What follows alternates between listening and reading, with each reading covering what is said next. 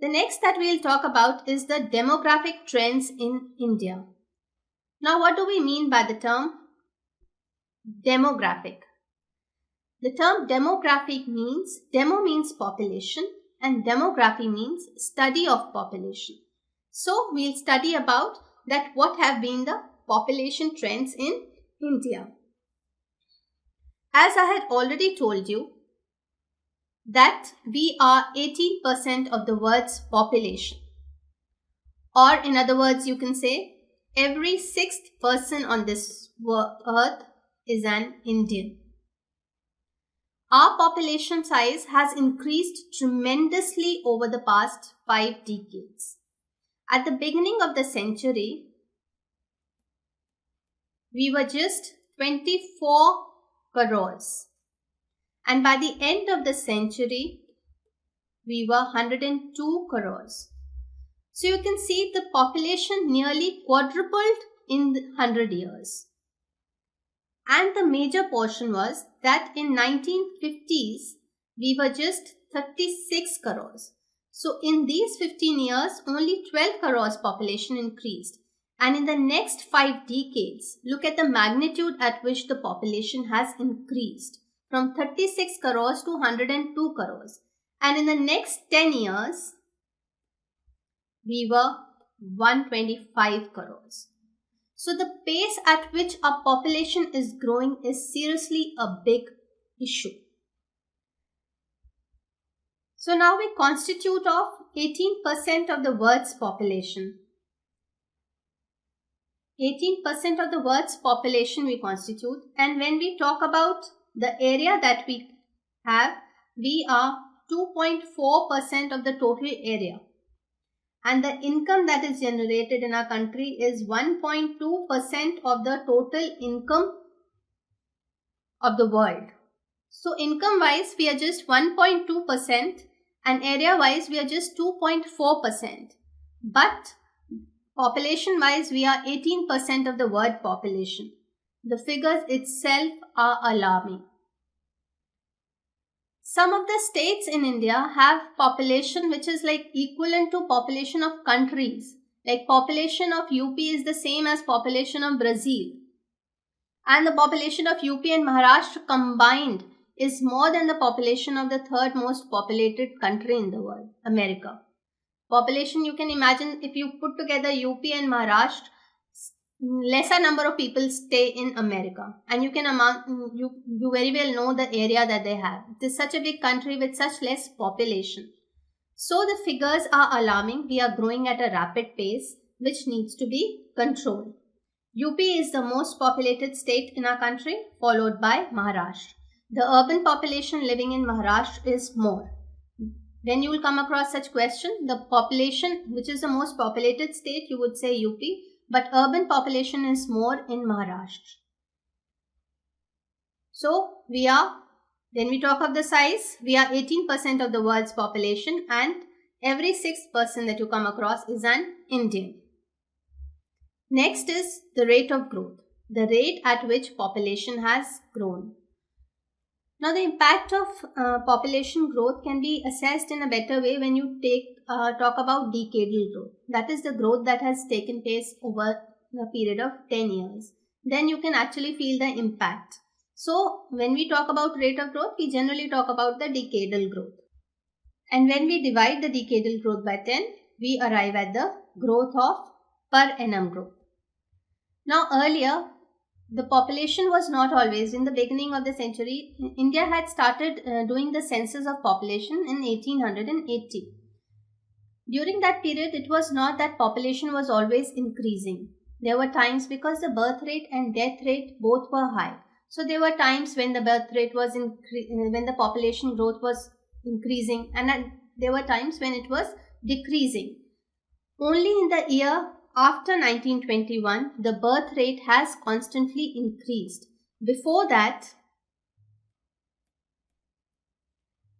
from 1901 to 1910, it was 5.6%, and 1911 to 1921, it declined and it became minus 0.3.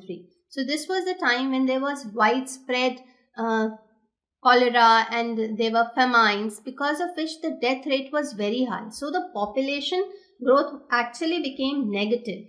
That is why it is said as the year of Great Divide. 1921 is said as the year of Great Divide because one, before that the population was at times growing and at times it was falling, and it was in this year that the population became negative, and after this the population had always increased. So 1921 is known as the year of Great Divide. After this we had always seen the population on an increasing note. The maximum population growth was registered in the year 1981 when it was 2.2%. And then after that it has slowly started coming down from 2.2 to it was 2.1 and then 1.9. And so it has gradually decreased over the years, and in 2011 it was 1.64%. Bihar is the state which has the highest decadal growth, and Kerala is the state in which the decadal growth has been the lowest. Now next we'll take up the birth rate and the death rate. Birth rate means number of births per thousand population. Per thousand people, what are the number of births that have taken place? That is the birth rate. And the death rate is number of deaths per thousand population. The birth rate and death rate, as I have been saying for so long, that initially both the birth rate and death rate was high. Later on, after 1950s, after we had attained independence, the death rate started falling because of better medical facilities, technological developments, and people were more aware, they were more educated. So the death rate started declining. And it has declined rapidly. It was in the year 1951, the death rate was 27.4. That means per thousand, 27 people were dying, nearly 27 people. And in 2011, it has reduced, and per thousand, 7 deaths are registered. But on the same hand, if we see that the birth rate has not declined that sharply. Birth rate in 1951 was around 39.9, or you can say there were 40 births were taking place on an average on per 1,000 people. 1,000 people, 40 new children were born. And in 2011, it is 21.6 or 22. Nearly 22 children are born. So the birth rate has come down from 40 to 22, whereas the death rate has declined from 27 to 7. So when you see these figures, you can imagine that the number of births have not come down so much, but number of people who are dying has reduced. So what will be the actual impact? When the number of deaths are less and number of births are more, there will be an increase in population, and that is what has happened. Kerala is the one that has the lowest birth rate and Bihar as the highest. West Bengal and Maharashtra have the lowest death rate, whereas Orissa has the highest death rate. So when we talk of birth rate, the highest is in Bihar and the lowest is in Kerala. And when you talk of death rate, the highest is in Odisha as you call it, and the lowest is in West Bengal and Maharashtra. So in this page we have studied that the size of population, we are 18% of the world population. The rate at which the population has grown has been tremendous. In the year 1921 is called as the year of Great Divide because before that the growth rate has declined, but after that it has constantly increased. So they have set it as a benchmark that after 1921 it has only increased, and before 1921 it had declined. And at the moment it is growing at a rate of 1.64%. Birth rate is number of births per 1,000 people, and death rate is number of deaths per 1,000 people. The birth rate has not declined so much, but the death rate has declined rapidly. So there is a gap between the two. There are more children being born, less people dying. So the overall impact has been that the population has increased. Next, we talk about density of population. Now, what do you mean by density? Density means number of people living per square kilometer. That is 1 kilometer square, how many people live. That is the density. Over the years, our country has become so populated that you obviously can understand that the area is limited. The land is not going to increase, but the number of people that are living on it has constantly increased. So it has become very crowded. In 1951, there were 117 people living in 1 square kilometer, whereas now there are 382 people living in 1 square kilometer. So it has, the strain on the land, you can imagine, has increased so much. And this is the reason why there's a cutting down of forests, because you need more and more land for people to live. So that is why there has been deforestation, and all ecological problem has also increased because of this. And then there are certain, when you talk about states, Bihar is the most populated state with 1102 people living in 1 square kilometer. And when you talk about states and union territories, Delhi is the most populated state with a population of 11,000 something, like more than 11,000 people. 11,000 plus people live in 1 square kilometer. You can imagine the strain. That is why you see such crowded trains and crowded buses, and the number of people living in an area has increased so tremendously. Arunachal Pradesh is the state with the lowest density of 17 people living in per square kilometer. Now, why is it? You can see the spread of population is also very uneven. In the northeastern states, lesser people stay. In the northern states of a country, it is very populated. Why? Because agriculture is a primary occupational source for our country, and where the natural resources are more, the climatic conditions are good, that is the place, and where there are infrastructural facilities are there are more employment opportunities, that area gets too crowded. Similarly, the metro, that is the reason why there is so much of stress on the metro cities like Bombay and Delhi. There are so many people living there. So the density of population has also increased. From 117, it has become 382. Bihar is the most densely populated, and when you talk of union territories, Delhi is the most populated, followed by Chandigarh. Now the next that we talk about is the sex ratio. Sex ratio, by sex ratio we mean number of females per 1,000 males. That is, what is the number of females on per 1,000 males. Now, in 1951, it was 946, and in 2011, it is 943. Now, this is one of the most prominent social problems of our country. The mindset of the people is such that they do not want to have a female child. These things, female feticide and all these things were on a rise during 1980s and 1990s. It is only after that, when the government made stringent laws regarding these things, that the sex ratio has improved.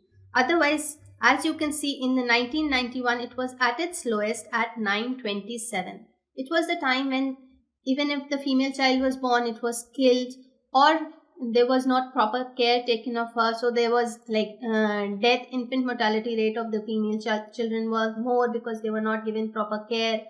And so, there were a lot of deaths during pregnancy and deliveries when the basic medical facilities were not good. They were not provided with good food, good health were not available to them. So that was the reason when the number of females declined in the country. But it was only when the government took stringent steps, then now, as you can see, there are so many programs, Ladki Padhao Abhiyan, and all these things, when there are mass education that girls are not a burden, and all these things, that slowly and these things are improving. Females have a better position in our society, they are literate, and because of this, the sex ratio has improved over the time, but still there is a lot of way we need to go. So at the present, it is 943 females per 1,000 males.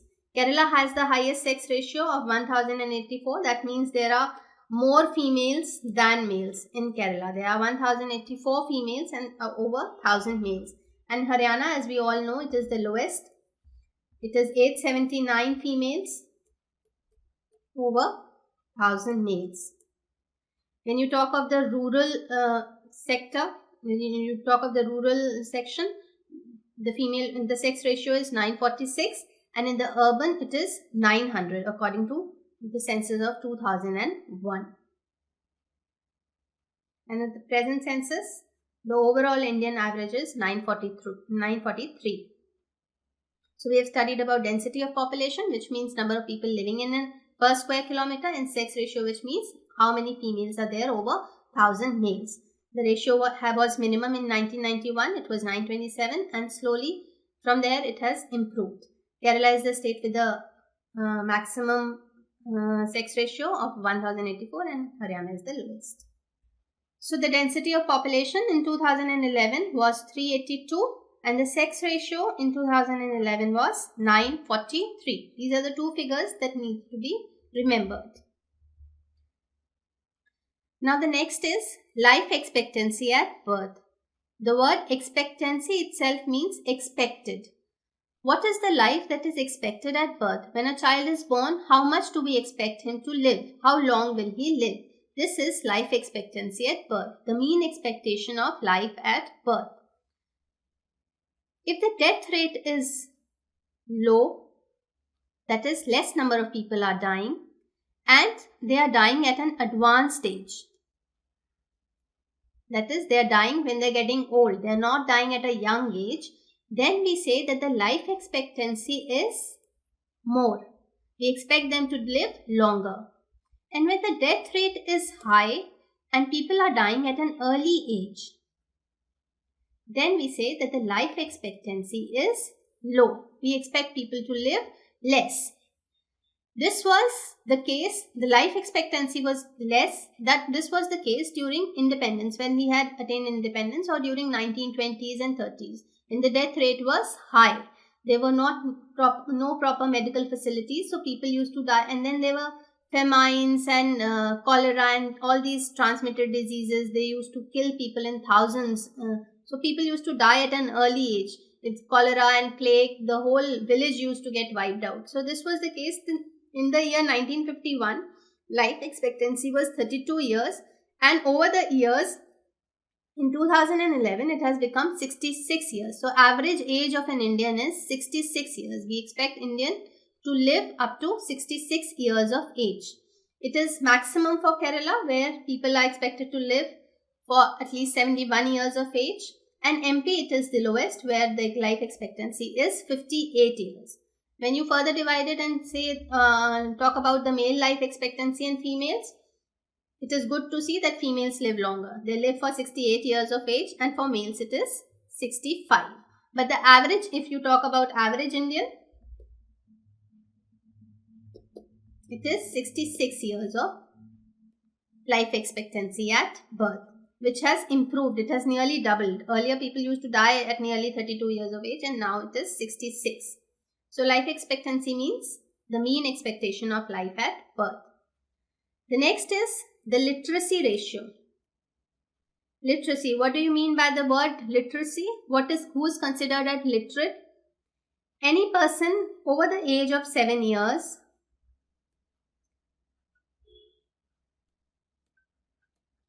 if he can read and write, he is considered to be literate. If he can read and write any language, any Indian language, if we are talking about an Indian, because there are so many languages in our country, it is not necessary that he should know Hindi or English, but if he can read and write any of the languages, he is considered as literate. If he can only read and not write, then he is not a literate. So you need to have both. You can read and write any language, then you are considered a literate. Now, what is literacy ratio? Literacy ratio is number of literates, number of people who are educated, literates, upon total population. That is the literacy ratio. It has also improved over the years. In 1951, only 18% of the population was literate, and 2011 it is 74%. 74% of the Indian population is literate. They can read and write. The male ratio is 82% and the female ratio is 65%. When you talk about the distinction between males and females, 82% of the males are literate and 65% of the females are literate. Kerala is the one that has the highest literacy ratio and Bihar is the one which has the lowest literacy ratio. All the trends that we have studied, one thing that is noticeable is that Kerala always comes first, be it in the literacy ratio or the sex ratio. They have always, and in the life expectancy also, so they have done well. They have done fairly well. And Bihar is the one, Bihar and Madhya Pradesh, there is a competition between the two. So Bihar has always been the lowest. This is the literacy ratio. So life expectancy is mean expectation. It is 66 years of life. People are expected to live, and literacy ratio is 74%. And Kerala is highest and Bihar is lowest in literacy ratio. Now, the next is maternal mortality rate, or MMR as it is called. Maternal mortality rate, we mean maternal deaths in a given period. Maternal deaths during pregnancy and delivery time, that per lakh live births. Like per lakh deliveries or babies are born, then the maternal deaths that are reported, the mother who dies and on the birth of 1 lakh live births, is what the MMR is. It is the maternal death. Maternal death is the death of the mother on the birth of 1 lakh children. This is MMR. And IMR refers to infant mortality rate. It refers to the number of babies dying before the age of 1. So 0 to 1 year of age is a child is called an infant. So if the number of babies who are dying in this age group from 0 to 1 years per 1,000 live births.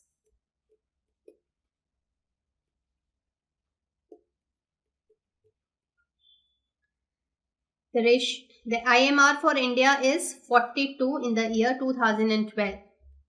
And the government aims, in the 12th plan, it has been aimed to bring it to 25. That is 25 per deaths of babies per 1,000 live births. So the government plans that in the 12th plan it is aimed to bring it down to 25, but at the moment it is 42. The highest IMR is of Madhya Pradesh, it is 62, and the lowest is again of Kerala, that is 30. So MMR is the number of deaths of mothers per lakh live births, and IMR is number of deaths of babies per 1,000 live births. And the IMR in India at present is 42, and for the 12th plan it has been aimed to bring it down to 25. With this we come to end of demographic trends. We have studied about the size of population, that what size of population is in our country at the moment. Then we have studied about the literacy ratio, sex ratio, maternal mortality rate, IMR, infant mortality rate, and density of population, and all this we have taken up.